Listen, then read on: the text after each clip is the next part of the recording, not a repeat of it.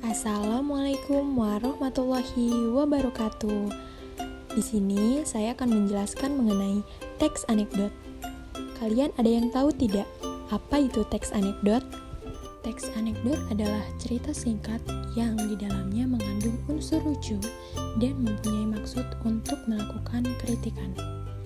Teks anekdot biasanya bertopik tentang layanan publik, politik, lingkungan, dan sosial.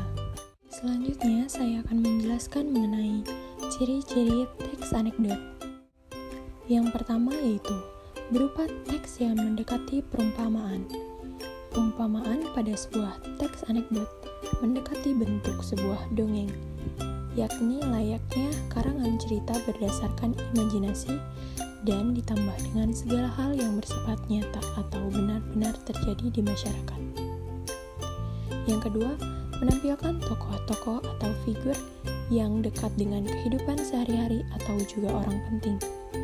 Biasanya, dalam sebuah teks anekdot terdapat tokoh yang ada dalam dunia nyata dan mudah kita temui dalam keseharian. Contohnya, seperti orang-orang pemerintah, orang keluar, dan lain sebagainya. Yang ketiga, memiliki sifat humoris, lucu, mengkritik, atau berbau lelucon tetapi menyindir. Teks anekdot dibuat untuk memberikan kritik dengan cara yang berbeda, semacam guyonan yang sengaja dibuat dengan tujuan tertentu seperti mengkritik. Biasanya, menyindir di sini berkaitan dengan isu sosial dalam negara yang sudah menjadi rahasia umum. Dan yang terakhir, terselip kritikan atau tujuan. Sebagai tujuan dibentuknya teks anekdot, penulis akan menyelipkan kritik dengan cara yang lebih lucu dan mampu diterima oleh masyarakat. Tujuan teks anekdot. Tujuan teks anekdot untuk menghibur atau mengundang tawa pembaca atau pendengar. Selanjutnya, untuk menyampaikan kritik halus yang tidak menyinggung pembaca yang diceritakan.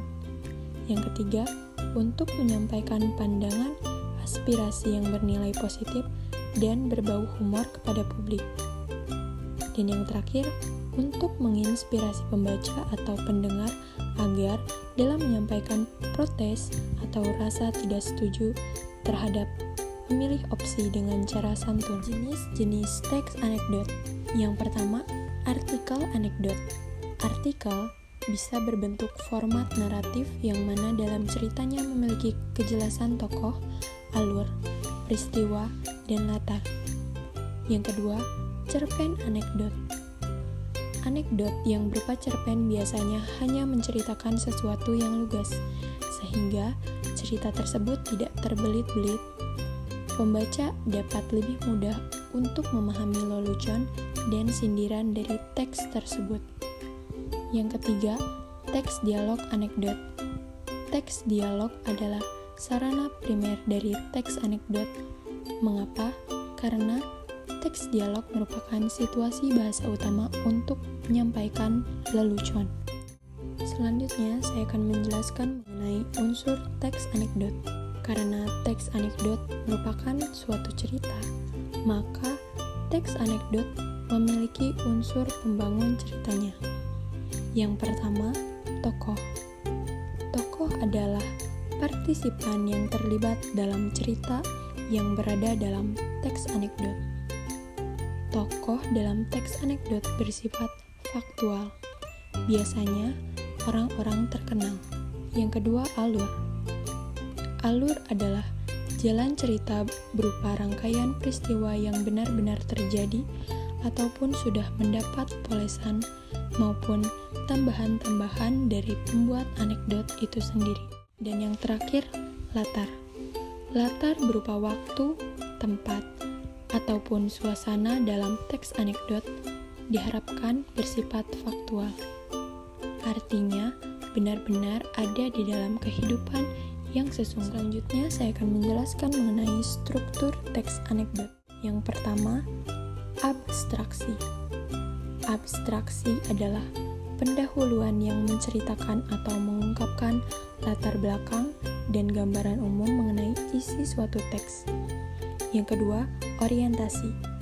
Orientasi merupakan bagian cerita yang mengarah pada terjadinya suatu krisis, konflik, atau peristiwa utama.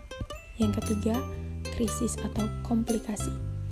Krisis atau komplikasi adalah bagian utama dari inti peristiwa suatu anekdot.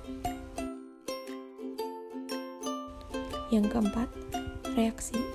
Reaksi adalah tanggapan atau respon atas krisis yang dinyatakan sebelumnya.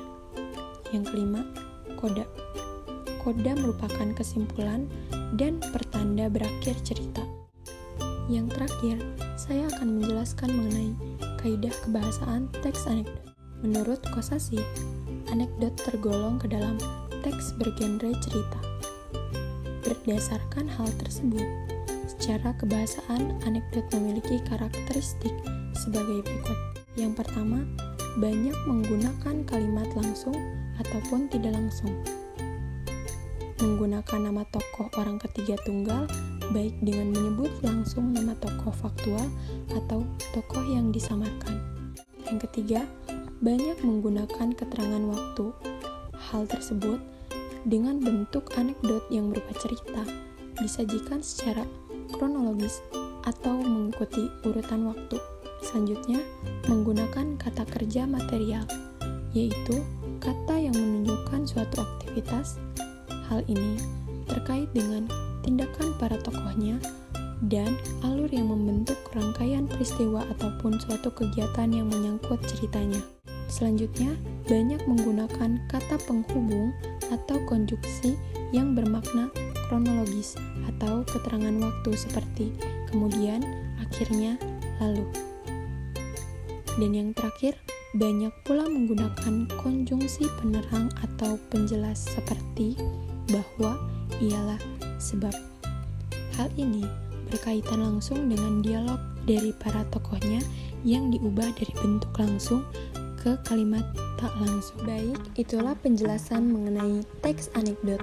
Semoga materi yang telah disampaikan dapat dengan mudah dipahami dan bermanfaat bagi anak-anakku sekalian. Terima kasih sudah menonton video ini. Kurang lebihnya mohon maaf. Wassalamualaikum warahmatullahi wabarakatuh. Jangan lupa like and comment ya.